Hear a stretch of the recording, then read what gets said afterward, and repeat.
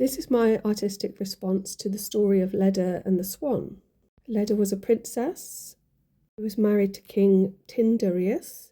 Her beauty managed to catch the attention of Zeus. From his throne atop Mount Olympus, Zeus descended into the realm of the mortals under the guise of a swan that was being chased by an eagle. Leda shooed away the eagle. Zeus laid down next to Leda and proceeded to give her children. Obviously did more than just lay down next to her. Later on the same day, she would also sleep with her husband, the king of Sparta. She laid eggs and had children, Pollux and Castor, so Gemini, Helen. There's a Swan nebula, also called the Omega Nebula, in Sagittarius. Omega, interesting because of I am the Alpha and Omega. There's also the Cygnus constellation, which comes from the Greek word for swan. There's a lot of blue and green in my image. Interesting, even though I've used acrylics, it actually comes across a little bit more like watercolours, the way that it blends. At the bottom there's some kind of like gate, and then what looks a bit like a waterfall, and then a character off to the left hand side of that.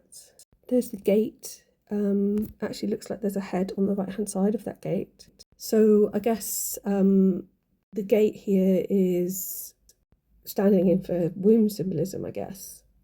I think this part looks a lot like a waterfall with almost like a ladder a bit on the right hand side, and like a mound up above the waterfall with a face like looking over the top.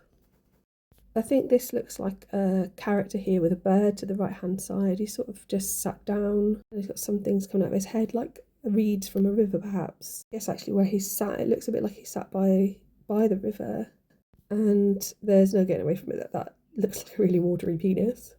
The river, I guess, could also symbolise this idea of the Milky Way, so somehow accessing a stargate perhaps, maybe even through some kind of sexual union, transcendence of some kind.